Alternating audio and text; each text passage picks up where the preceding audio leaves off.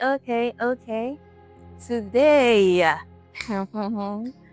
So today's story is rated 18. Let me first put that out there before I start.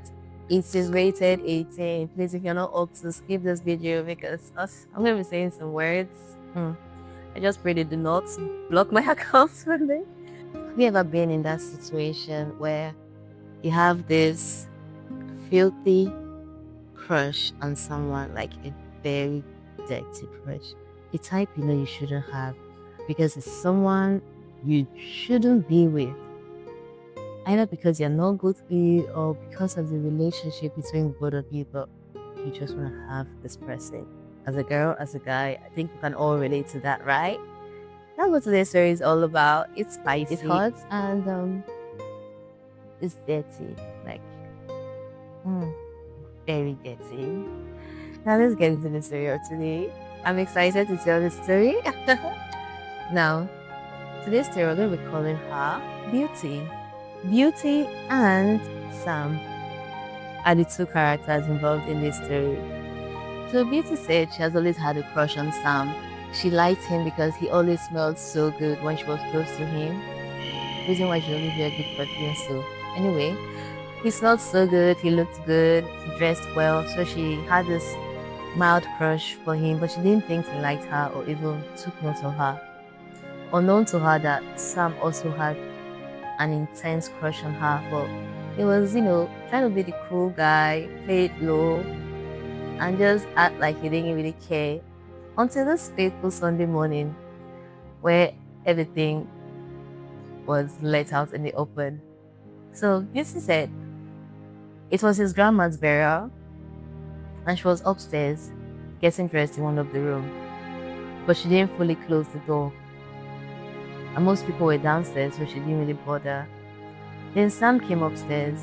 He was going to one of the rooms to talk to his uncle, but he noticed her door was a bit ajar, and she was getting dressed.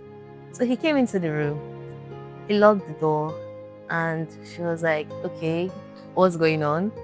Why are you here? I mean, I'm getting dressed. And she said the next thing was literally something out of a storybook, rather, let me say a romance novel. He grabbed her and immediately started to French kiss her. And she was like, his lips was so fucking soft that she kissed back. And they got caught up in this intense kissing, but then she suddenly got a hold of herself. I was like, hey, what if someone comes upstairs or opens the door? And she was like, okay, just help her finish getting dressed and zip her up. But she turned for him to zip her, but instead he started kissing her neck and kissing down her spine. So she had to push him out, lock the door, and finish getting dressed herself. When she was done, she came downstairs to meet everyone else, right? But then they were all like, they don't think they want to go to church. So Vicky was like, okay, she's already dressed, but if most of the family are insisting that they want to just stay back and cook for guests that will still be coming that day rather than go for the Thanksgiving matter, she'd rather stay back too. So she went to change and was helping them out to prepare the Thanksgiving meal. Her mind kept replaying the hot, steamy kiss they had had upstairs. She immediately went to his DMs and texted him and was like, hey, oh, mind you, he had gone to church. So she was texting like, hey, why did you have to go to church? That she can't stop thinking about it. And he was like that, oof. And seeing her tears is already making him want to leave the church and come back home, that she should just hold on, they will soon close. And he started asking her, what does she want? So she said she explained exactly how the kids had made her feel and what she wanted and all. She had gone to change into his sexy night wear, and as soon as he came back, they went back upstairs to the room. He was, would I say, hungry like a beast. They resumed the hot kiss, and he started to, play with her with his fingers down there. That she was already so wet, like very, very wet. But she got a hold of herself because it was a very busy Sunday. People had come to be around the family, for the burial. And so she was like that, they should rather go upstairs, to the toilet upstairs, because the downstairs toilet is where most people use rather than climbing up. So they should go to the toilet there. It's more private and you can finish up there. So he asked her to go in first. And then later he came to join her. And when he came in, they resumed the hot, steamy sex. He was using his hands. And that wasn't where it ended. He kissed her so passionately that her legs started shaking. And then he asked her if he could eat her out. So she agreed and he sat her up on the toilet and devoured her. Now, I'm using the words she used, but I'm still trying to be polite because this is a social media space. And she said he couldn't stop complimenting her and that he loved her body, her coochie made him feel. And so eventually they had hot sex. And she said when he finally came, when you were done, he cleaned her up, cleaned himself, complimented her again, and he went to her first and asked her to wait a few minutes before she followed. As soon as we were done, they eventually both came down and mingled with the full family like nothing had happened. Mind you, this is someone she had known since 200 level. They're already something close to what you'd call they're family friends, but literally the type that you could say, oh, this is my brother, this is my sister kind of situation. So they're already really close, although they were not related by any means, but they were already very close. So no one suspected. No one would have imagined something like that was going on. But this was just the beginning of a very scandalous affair. So after that fateful encounter in the toilet, she said they couldn't stop sexting that night. They kept thinking and talking about it, talking about what they want to try next. And they both wanted to do it again. So they did in the same toilet the next day. And mind you, he wasn't staying at the family house because it was already crowded for the burial. So he had booked a hotel room with his brother where they were staying for the number of days. And after that encounter, she had to go visit some of the aunts, and she wasn't around for a few days. But they kept talking on phone. So by the time she was to come back, it was already the day before they would return back to the city. So she told him she wants to do it again. And this time, she wanted it to be in the room. Most people had already gone back. They had left the house. There were more free rooms now. So he told her that the only room that had a lock was one particular room that was downstairs. And then she was like, oh, so you've been thinking about it too, huh? Okay. So she came, and that night, everyone was like arranging, get ready to travel back the next day. So they decided to have a little drinking contest together. And most people got tipsy, so she used the opportunity to sneak into the room with him. And they had gone around before someone came knocking. So they quickly had to open the door and act all normal. Eventually, the person left and they went at it again. Then he finally went to bed.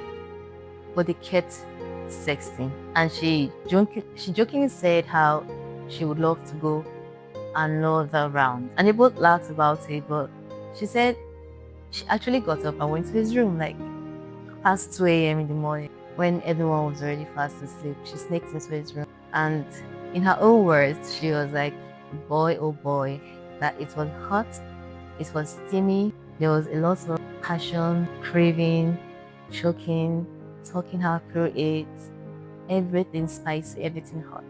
And that when they were done, they all got back to the city the following day. And occasionally they would joke about how they went crazy and they went wild in the family house, yet no one noticed. And how they acted normal around everyone after what they had done, yet no one suspected. Like I said, they had known for years already. So that's not the first thing people would think, right?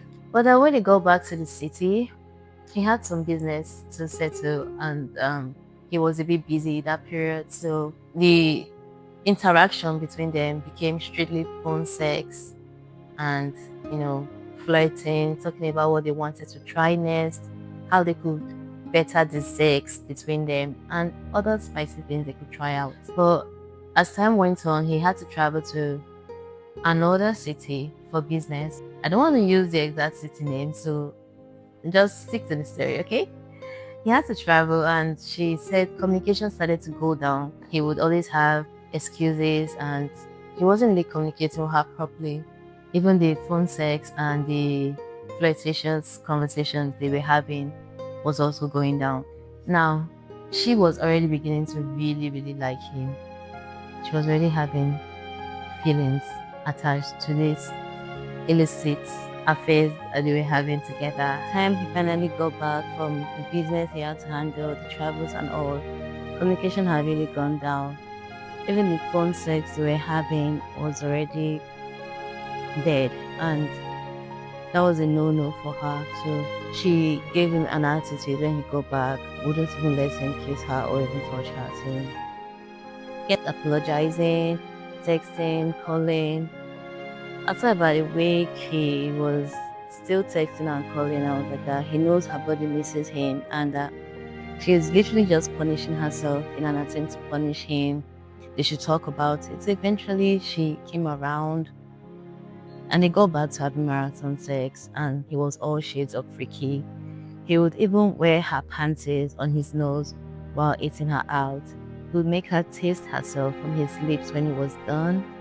He would spend minutes, like long minutes, on her ears, her boobies, and he literally matched her freaky on all levels. He explored everything they wanted, everything each person wanted to do, they would try it out. And it became a pattern. After some time, he would give the same communication issues, not text her for some days or a day or 4 days. She would put up an attitude and he would come begging because he loved what they had going on between them. And she would also forgive him again because she also could not resist the sex because, like, according to her, the sex was so good. So she noticed her feelings for him was getting more intense and she wanted more. It seemed rather that he was okay with exactly how things were between them. He wasn't trying to get anything advanced or more intense with her. He just wanted her. He never told her no. She could text him that she needs him or she wants him right now and he would run to her. He would send her sex styles or sex videos as a good morning text, or just tell her how hard he was just from thinking about her. Literally, it was exciting, it was passionate, it was hot. It was a secret, right? And that made it even more spicy hot. But she couldn't ignore her feelings anymore. And eventually she stopped talking to him. And 2 weeks went by. Then her aunts would ask for his number because, like I said, families knew each other. And she reached out to him like, "Hey, my aunt's asking for your number. Can I give it to her?" And I was like, "That he's not going to take that she has to ask him in person." He was every form of manipulative. When things wasn't going his way, he would get sad like a crybaby and talk about how she hurt him. But he wasn't willing to change his attitude, but she kept falling into the same pattern. And she met with him again. But this time, she was more adamant in her decision and she told him, "Look, this is it. I'm having more feelings for you. I want more. You seem to be okay with how things are, so I can't continue with this. Let's just end it." And that even while she was expressing her frustration and how angry she was, he was still having a hard one. And he was like that, "Okay, can they at least just have sex right there? And they can talk about it during the sex, or maybe afterwards that just being around her is already turned on, that this is involuntary, he's not doing it intentionally. So she should please consider that, at least let them, have some rounds first." And that made her even more furious. She left his place that day and went to her friend's place and literally cried. She cried so hard they had to comfort her. And then she went back home and did not reach out to him. But then Nigerian NEPA will do the thing we know them to be good at. The transformer in her area went bad. And mind you, they stayed a few streets apart. They even had a spot close to our area where they would drive to sometimes. It was an abandoned road and they would have car sex in there. Sometimes they'll do it in his house too. So they were not staying that far apart. So when the transformer went bad, she usually goes to his side to charge. My sisters knew her and everyone knew her. But most times when she went there, she usually would plug her things in his room. That fateful day when she came, she noticed his car was not in the compound, so she was like, "Oh, thank God, he's not around. Let me just charge my things and get out." But then when she went in to plug her power bank on her phone, she saw him sleeping on the couch, and her heart literally jumped out of her chest. So she tried to just quietly plug her things and sneak out of the room. As soon as she was done plugging her things, her devices, she was about to leave the room when suddenly he got up from the couch and pulled her towards him and instantly started kissing her. And in her own words, she was like that anytime he kisses her, she goes weak in the knees. She can't fight back, she cannot do anything. And that was how they go back into another round of marathon sex and they resumed again. But he still would not change his attitude. He would apologize, she would put up an attitude, they won't talk for some days, he would give excuses, they'll meet up, make up again, and it continued like that till eventually she just had to stop responding to him because she could no longer ignore her feelings. She couldn't pretend that she was okay with it. Yes, it was spicy, it was hot, it was a secret. Family was not aware. No one knew, but she wanted more, and he couldn't give her more. He kept reaching out to her, texting and calling, talking about how she hurt him. He doesn't like how she's treating him. It got to a point she could no longer bear it, the emotional blackmail. So she had to block him. And she's like that, although she misses how spicy and hot everything was, the fact that she did not have to pretend with him, and the fact that anything she wanted, he tried it. The way he never said no to her, the way his body responded to her, even without him trying, just from looking at her or being around her. But, I mean, the heart wants what it wants, right? And she was able to find another relationship, this time with someone who's willing to go all out with her. And in her own words, she said her new man is a stallion. He's not as freaky, he's not as adventurous, he's not as wild as this other person was. This other guy was a pleaser in every form of the words. Even when she was on her period, he would still want to make her feel good. They was all parts of her body. She would give him a hand job in return. He would keep apologizing that he could not return the favor. Like he was a pleaser, always making sure she was satisfied. But that despite that, her man still satisfies her right now, and she would not give up the love and comfort she has with him right now. And moreover, he is a stallion, like I said before, so she's fine with how everything ended.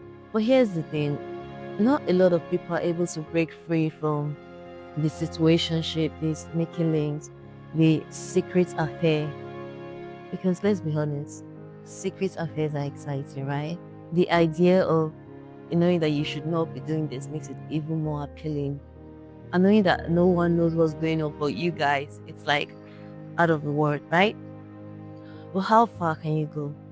Is there ever a happy ending for such stories, or is it always going to end up the same way? Dead, buried, and remains a secret? Well, I guess that's for you to tell me in the comment section. Have you been in a situation like this before? Were you able to break free from it? Do you miss that person? Or are you currently in such a situation that you do not know how to let go? She was strong enough to be able to stand firm on her decision and block him. But not everyone can resist that pull of the illicit affair. And that's going to be all for today on Words from the Heart with Annie. I hope you enjoyed today's episode. I'm looking forward to your comments, your stories. This story is not for you to go and start texting your sneaky links to also get into that freaky relationship. But anyway, if you still decide to do that, go ahead and then send your story to me. As you all know, bad decisions make better stories, okay? If you like stories like this, kindly follow my page. I tell stories like this on my platforms. If you're watching on YouTube, please subscribe to my channel and turn on your notifications. Thanks for watching and see you next time on Words from the Heart with Annie.